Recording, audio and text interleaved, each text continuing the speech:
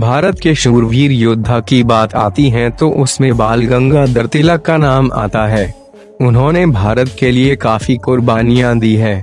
आज हम आपको बाल गंगाधर तिलक की जीवनी आप सभी को बताने वाले हैं। मैं हूं आप सभी का दोस्त और इस चैनल का होस्ट सर्वजीत। आप सभी का आपके अपने चैनल नॉलेज हैक्स में स्वागत है। चलिए शुरू करते हैं।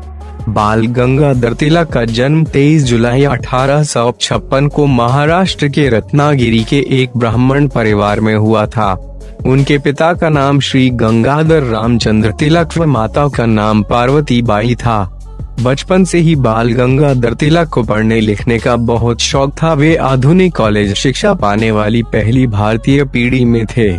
यह उनकी महान विद्वता ही थी कि बड़ी संख्या में लोग उनके अनुयायी थे और उनके प्रति देश का लोक प्रेम था कि उन्हें लोकमान्य की उपाधि मिली। 1871 में बाल गंगाधर तिलक की शादी ताप्तीबाई से हुई, जिन्हें बाद में सत्यभामा बाई नाम से जाना गया। बाल गंगाधर तिलक एक उच्च कोटि के शिक्षक थे। देशवासियों को शिक्षित करने के लिए उन्होंने कई शिक्षा केंद्रों की स्थापना की।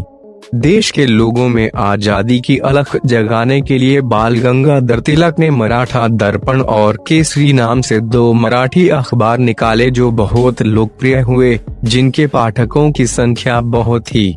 इन अखबारों में तिलक ने अंग्रेजों की क्रूरता और भारतीय संस्कृति के प्रति उनकी हीन भावना पर अपने विचार खुलकर व्यक्त किए। उन्होंने ब्रिटिश वस्तुओं के बहिष्कार के लिए एक बड़ा देशव्यापी आंदोलन चलाया। तिलक अन्याय के घोर विरोधी थे।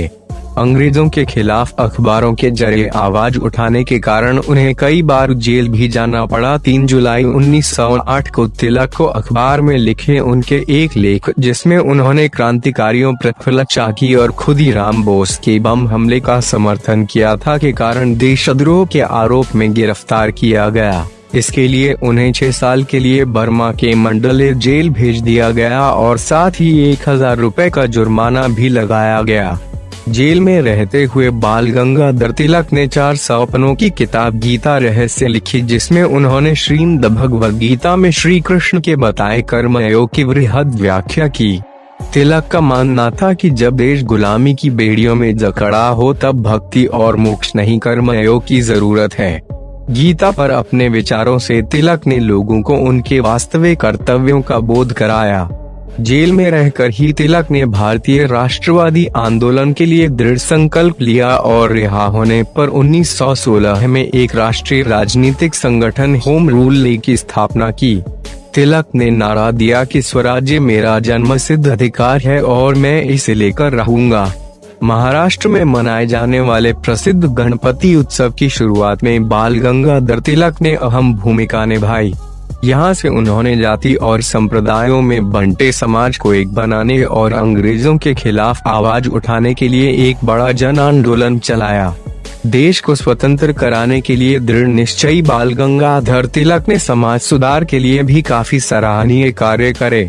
उन्होंने बाल विवाह जैसी कुरीतियों का घोर विरोध किया और इसे प्रतिबंधित करने की मांग की। तिलक ने विधवा पुनर्विवाह का भी समर्थन किया। जातिवाद और छुआछूत के वे कट्टर विरोधी थे। मुंबई में अकाल और पुणे में प्लेग की बीमारी के दौरान उन्होंने लोगों की बहुत सेवा की। कठिन बीमारी के चलते 1 अगस्त 1920 को बाल गंगाधर तिलक का मुंबई में निधन हो गया। यह देश के लिए एक अपूरणीय क्षति थी। आधुनिक भारत के निर्माता और भारतीय क्रांतिकारी के जनक के रूप में उन्हें देश आज भी याद करता है। बाल गंगाधर तिलक की एक दुर्लभ प्रतिमा विक्टोरिया गार्डन में देखी जा सकती है, जिसे सरदार वल्लभ भाई पटेल ने बनवाई थी, जिसका उद्घाटन महात्मा गांधी ने किया था। तिलक की यह प्रतिमा अप्रतिम है, जिसमें वे एक कुर्सी पर बैठे हैं, जिसके नीचे लिखा है स्वराज्य म्हारो जन्मसिद्ध हक छे।